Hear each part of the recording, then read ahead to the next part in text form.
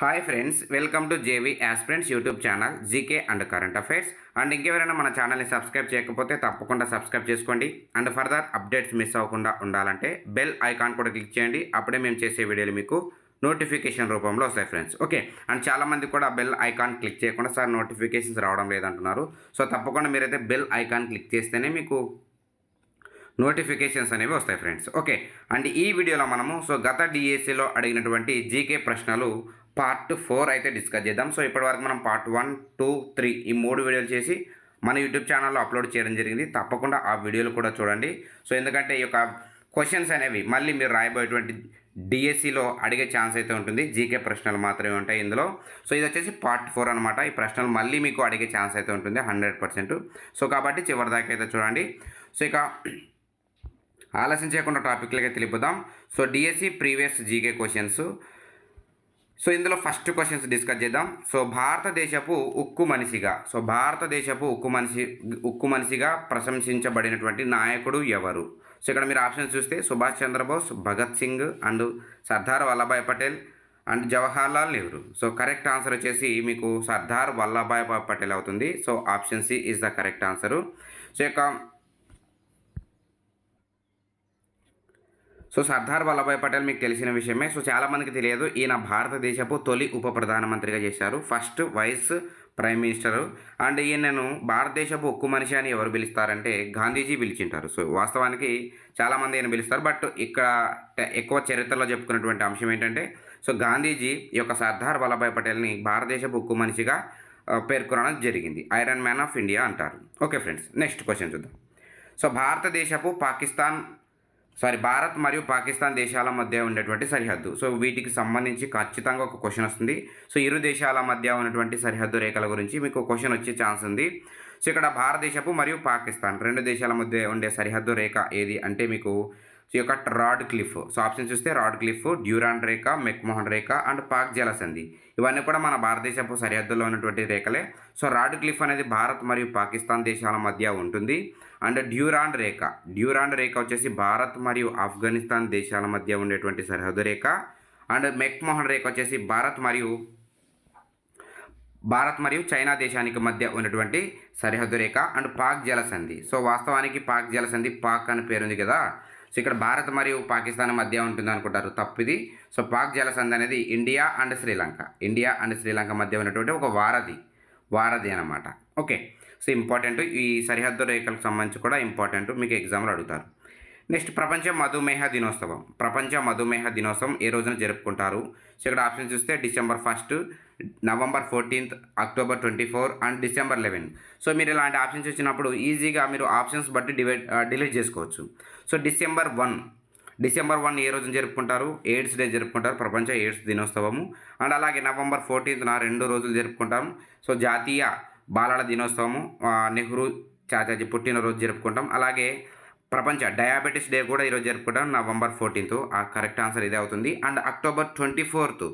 So 1945 October 24న మీకు ఐక్యరాజ్య సమితి దినోత్సవం జరుపుకుంటాం. సో ఐక్యరాజ్య సమితి ఎప్పుడు ఏర్పడింది? 1945 October 24.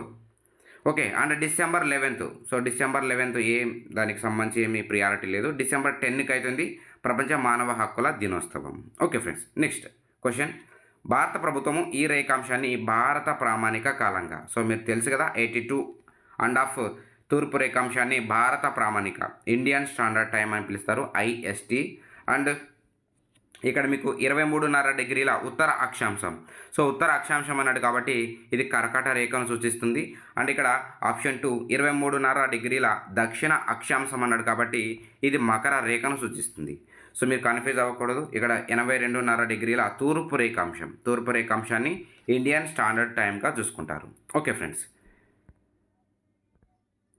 మరి ఇక్కడ ఇండియన్ స్టాండర్డ్ టైం వచ్చేసి మీకు OUMCA అని గుర్తుపెట్టుకోండి. సో ఈ 5 రాష్ట్రాల మీదుగా ఈ యొక్క భారత ప్రామాణిక రేఖ అనేది వెళ్తుంది. ఒడిశా, ఉత్తరప్రదేశ్ అండ్ మధ్యప్రదేశ్ అండ్ ఛత్తీస్గఢ్, ఆంధ్రప్రదేశ్, ఈ 5 రాష్ట్రాల గుండా ఈ యొక్క భారత ప్రామాణిక కాలం పోతుంది. అండ్ 23.5 డిగ్రీల ఉత్తర అక్షాంశం కర్కాట రేఖ ఎన్ని రాష్ట్రాలు గుండా పోతుందంటే 8 రాష్ట్రాలు గుండా పోతుంది. అతి ఎక్కువగా చూసుకుంటే మీకు మధ్యప్రదేశ్ రాష్ట్రం, అండ్ తక్కువ చూసుకుంటే రాజస్థాన్ రాష్ట్రంగా వెళ్తుంది ఫ్రెండ్స్. ఓకే, నెక్స్ట్ క్వశ్చన్ చూద్దాం. సో జలియన్ వాల్ బాగ్ దురంతం ఎప్పుడు జరిగింది, ఏ సంవత్సరంలో జరిగింది అని అంటారు. సో మీకు కరెక్ట్ ఆన్సర్ వచ్చేసి 1919 ఏప్రిల్ 13. సో 1919 ఏప్రిల్ 13న ఈ యొక్క జలియన్ వాల్ బాగ్ పంజాబ్లో ఉన్నటువంటి అమృత్సర్లో జరిగి ఉంటుంది. సో ఇక జలియన్ వాల్ బాగ్ దురంతానికి ముఖ్య కారకుడు ఎవరంటే మీకు తెలిసిన విషయమే డయ్యర్, జనరల్ డయ్యర్.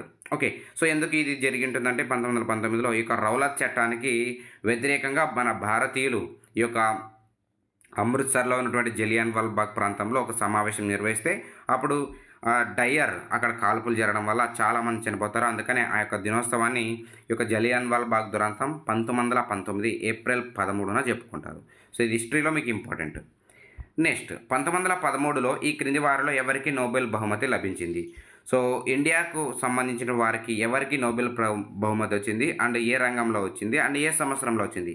సో తప్పకుండా ఈ యొక్క నోబెల్ బహుమతి గురించి చూసుకోండి. ఇండియాకు సంబంధించిన వాళ్ళకు మ్యాక్సిమం మీకు డిఎస్సిలో క్వశ్చన్ వస్తుంది. సో ఇక్కడ 1913లో ఎవరికి వచ్చింది అన్నారు.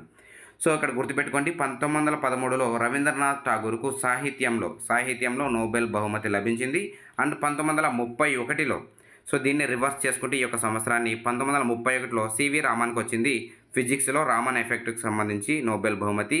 అండ్ మదర్ తెరీసాకు వచ్చేసి 1979లో నోబెల్ పీస్ ప్రైజ్ లభించింది.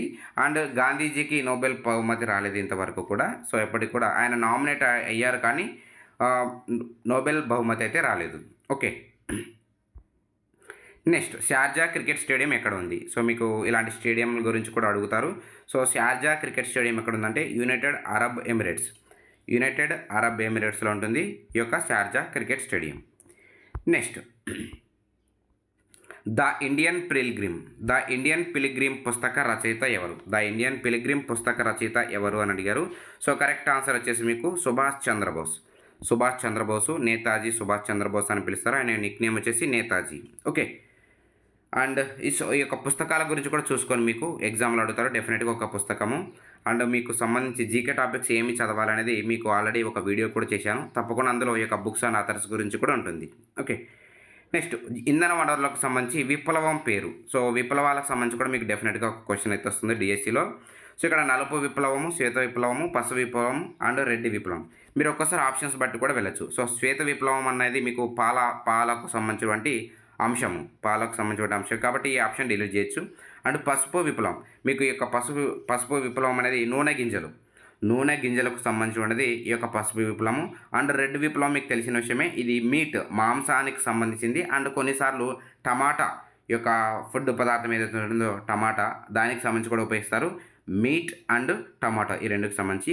సో మీకు ఆప్షన్ మిగిలింది ఏంటంటే నలుపు విప్లవం. మీకు తెలిసిన విషయమే, ఇంధనాలు అనేవి నలుపు రంగులో ఉంటాయి కాబట్టి నలుపు విప్లవంగా చెప్తారు. జనరల్గా అది గుడ్డుతో పిలుస్తారు. ఓకే.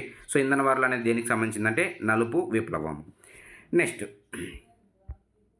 G7 కూటమిలో సభ్య దేశం కానిది. G7 కూటమిలో సభ్య దేశం కానిది. మీరు గుర్తుపెట్టుకోండి, కూటములకు సంబంధించి బ్రిక్స్ కూటమి, బిమ్స్టెక్ కూటమి, G7 కూటమి, G20 కూటమి, అలాగే మీకు నాటో కూటమి ఇలాంటివి ఉంటాయి. కూటములకు సంబంధించి కూడా మీకు క్వశ్చన్ వస్తుంది డెఫినెట్గా. అంటే కూటమి ఎప్పుడు ఏర్పడింది, లేదా ప్రధాన కార్యాలయం ఎక్కడుంది, లేదా లేటెస్ట్గా ఈ యొక్క కూటమి సమావేశం ఎక్కడ జరిగింది, ఇలాంటి క్వశ్చన్స్ మీకు డిఎస్సిలో చాలా అరుదుగా, చాలా రేర్గా కనిపిస్తూ ఉంటాయి. సో G7 కూటమిలో సభ్య దేశం కానిది ఏది అన్నాడు. సో ఇక్కడ చూద్దాం, A, B, C, D, E, F, G, H, I, J ఇవన్నీ గుర్తుపెట్టుకుంటే మీకు G7 కూటమిలో ఈజీగా గుర్తుంటాయి. సో ఇక్కడ చూద్దాం. సో ఇక్కడ G7 కూటమిలో ఏ అంటే అమెరికా, బి అంటే బ్రిటను, సి అంటే కెనడా, అండ్ డి అంటే ఏం లేదు, అండ్ ఈ అనేది కూడా ఏం లేదు. అలాగే ఎఫ్ అంటే ఫ్రాన్స్, జి అంటే జర్మనీ, హెచ్ అనేది కూడా ఏం లేదు, అండ్ ఐ అంటే ఇటలీ, అండ్ జే అంటే జపాన్. సో ఇక్కడ మీరు చూసుకుంటే ఒకసారి A America, B Britain, C Canada, F France, and G అంటే జర్మనీ, ఐ అంటే ఇటలీ, అండ్ జే అంటే జపాన్. ఇవన్నీ కూడా 7. G7 అంటే అర్థం ఏంటి, గ్రూప్ ఆఫ్ 7. అంటే ఈ కూటమిలో 7 దేశాలు సభ్య దేశాలుగా ఉన్నాయని అర్థము. సో ఇక్కడ G7 కూటమిలో సభ్య దేశం కానిది ఏదని అడిగాడు. సో ఇక్కడ చూస్తే answer A, option A is the correct answer. India అనేది G7 కూటమిలో సభ్య దేశం కాదు. అండ్ మిగతా చెప్పాం కదా మీకు ABCDEFGHIలో అందులో డి అండ్ ఈ హెచ్ తప్ప మిగతా అన్నీ కూడా మీకు సభ్య దేశాలు ఉంటాయి. సో డి అనేది ఏం లేదు, ఈ అనేది ఏం లేదు, అండ్ హెచ్ అనేది ఏం లేదు. మిగతాది A America, Britain, Canada, France, Germany, Italy and Japan. ఇక్కడ అమెరికా, బ్రిటన్, జపాన్ ఈ 3 కూడా సభ్య దేశాలు ఫ్రెండ్స్. ఓకే, ఇంపార్టెంట్ కూటమిలో ఇలాంటివి ఇలా గుర్తుపెట్టుకోవాలన్నమాట మీకు కూటమిలో ఏవైనా వస్తే మాత్రం. ఓకే, సో ఇక్కడ ఇంపార్టెంట్ మీకు క్వశ్చన్ అయితే మీకోసం ఒక క్వశ్చన్ అయితే రెడీ చేయడం జరిగింది. సో ఇక్కడ క్వశ్చన్ ఒకసారి చూసుకుంటే G7 కూటమి వార్షిక సదస్సు 2024 జూన్లో ఎక్కడ జరిగింది? సో ఇక్కడ ఆప్షన్స్ చూస్తే Italy, America, Japan and India. So ఇక్కడ G7 కూటమి 2024 జూన్లో ఎక్కడ జరిగిందని మీకు క్వశ్చన్ అడగడం జరిగింది. సో మీకు ఆన్సర్ తెలిసిన వాళ్ళు ఏం చేస్తారంటే మీరు తప్పకుండా మీ యొక్క ఆన్సర్ను కామెంట్ సెక్షన్లో తెలియజేయండి. ఒకవేళ మీరు తప్పుగా చెప్పినట్టయితే నేను అక్కడ రెక్టిఫై చేస్తాను. సో G7 కూటమి 2024 జూన్లో ఎక్కడ జరిగిందంటే ఆప్షన్ చూస్తే Italy, America, Japan, India. So మీరు యొక్క కరెక్ట్ ఆన్సర్ను మీరు ఆప్షన్ ఈ యొక్క కామెంట్ సెక్షన్లో తెలియజేయండి ఫ్రెండ్స్. ఓకే, సో ఈ వీడియో మీకు నచ్చినట్టయితే తప్పకుండా మీ ఫ్రెండ్స్కి షేర్ చేయండి అండ్ మాకు సపోర్ట్ చేస్తున్నాను friends. And thank you for watching this video. Thank you very much.